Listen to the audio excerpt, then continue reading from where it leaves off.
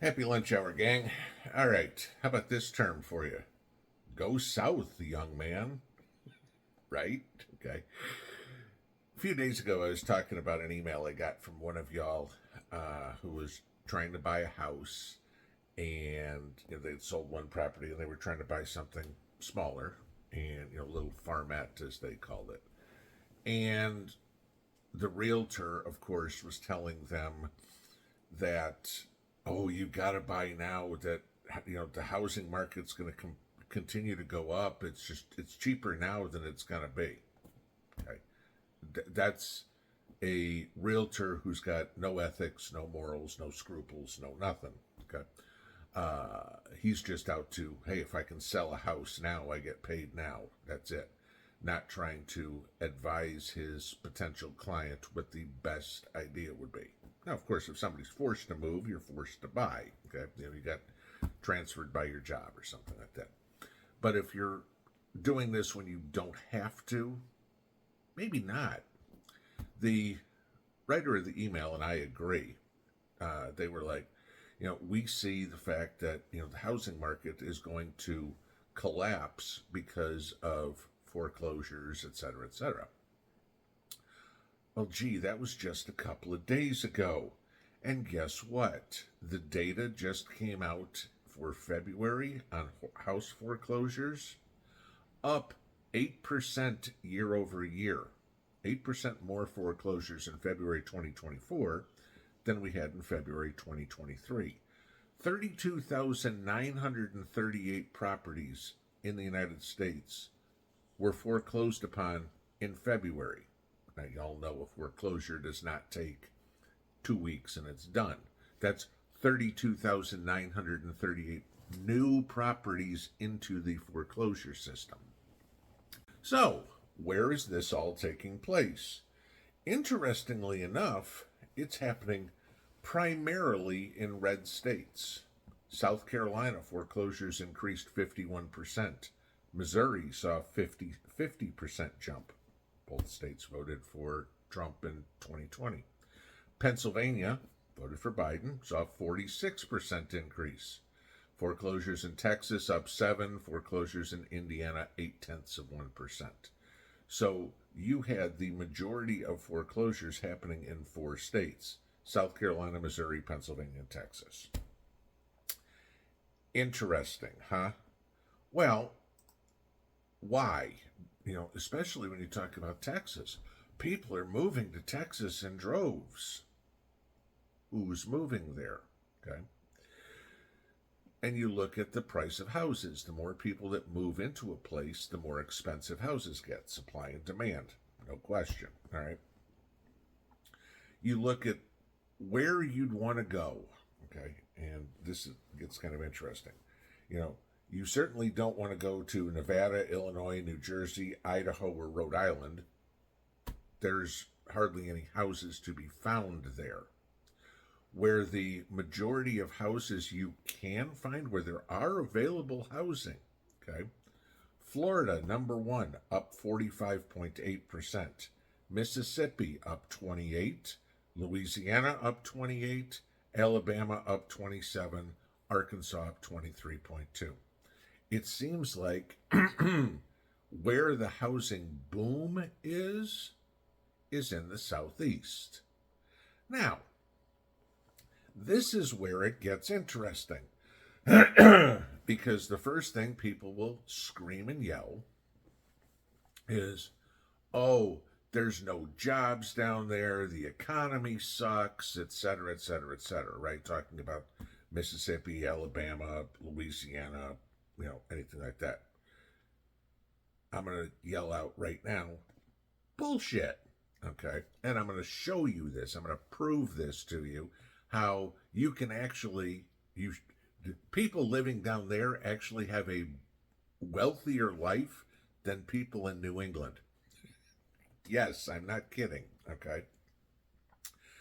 So I did some comparisons here real quick, and I wanted to take a look at cost of living. Now, mind you, Florida, Mississippi, Louisiana, Alabama, and Arkansas are the states that have the most available housing for people to go get. Well, let's take a look at this. This is a list of the states with the lowest cost of living in the country. And I'll link this article so you guys can go read. There's a whole bunch of different things, but I'm concentrating on just a couple. Okay. Well, gee, isn't that interesting? Alabama, Arkansas, and Missouri happen to be the three cheapest states in the country to live in. Interesting, huh?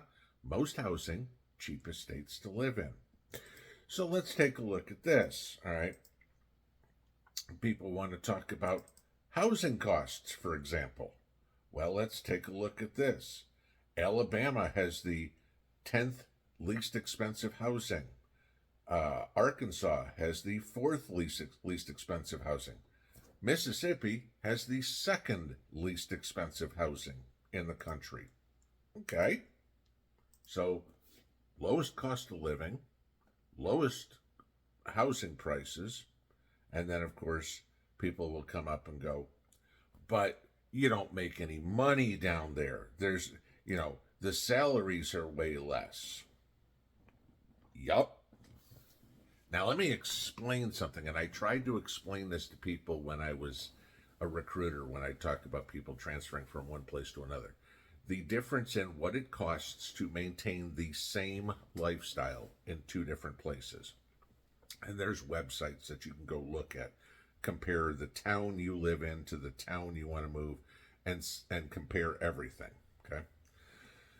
So I took Joe Average, the person with the average income, buying the average house, buying the average amount of food, etc., etc., etc. Okay, now I'm not including in here car payments or credit cards or whatever it is, because that's on an individual basis. Okay, whatever. You can't say the average credit card debt. That doesn't do any good for anybody, or the average car payment. So if you look, Massachusetts has an average income statewide of $76,000. It's the number one highest paying state in the country. Okay. Mississippi has an average income of $45,000. Oh my God, $31,000 less. No way you can maintain the same standard of living. Both of them have state income tax, a flat tax of 5%. Big deal. Okay.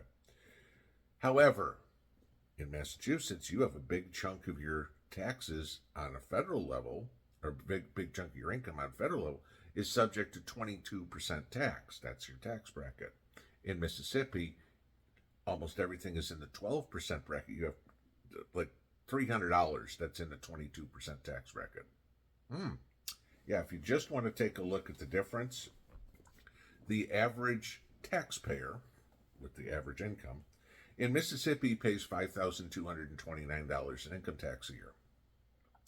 The average person in Massachusetts, making the average income, pays $12,027. That makes a big difference.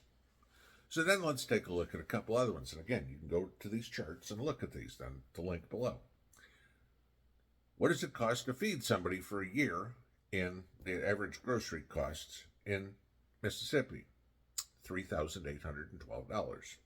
What does it cost for the same food in Massachusetts? $4,787.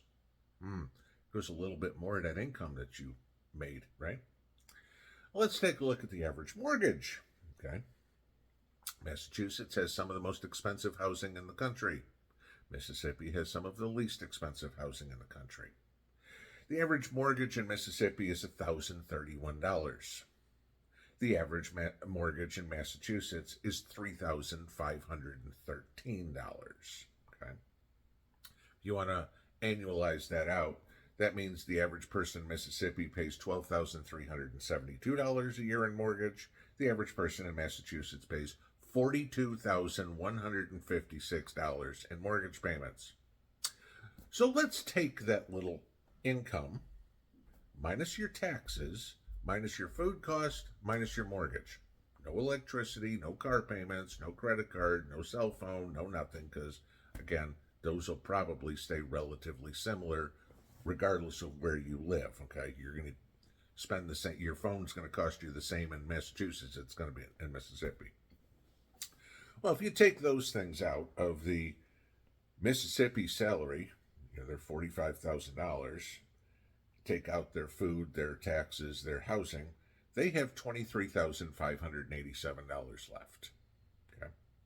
You take the average salary in Massachusetts, $76,000. You take out their taxes, mortgage, and food.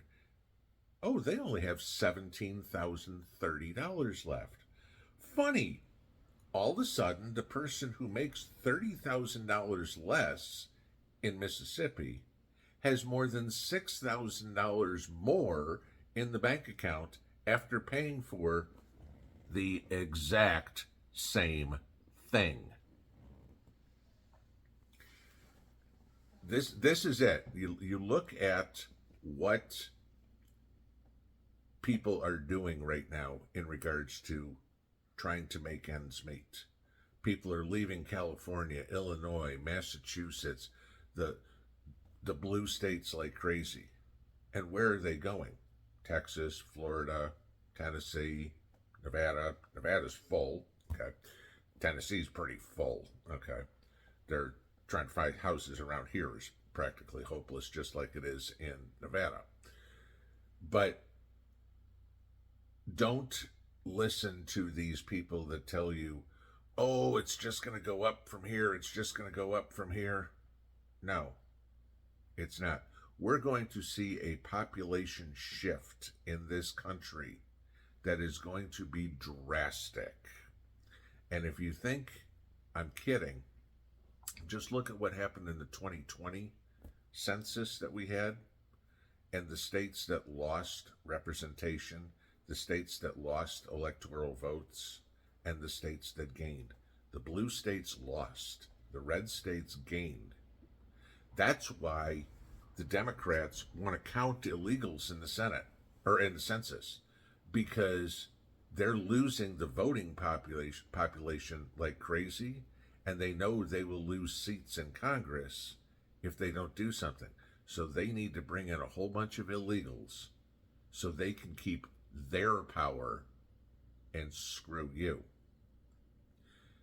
When it comes to your power, maybe go where it's affordable. Because what's going to happen is all of a sudden industry is going to wake up to this, and all the jobs are going to move to Mississippi, Alabama, Arkansas, because that's where all the people are.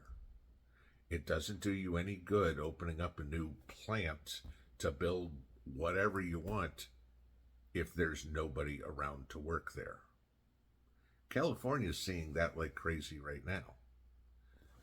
The rest of the country is going to start seeing it much sooner, because if you go where it's affordable and you're in on the front end, when it starts getting crazy, that's when you get to laugh at everybody again and go, ha ha, sucker, you're paying 3 times what you would have if you would have just listened. Pinball out.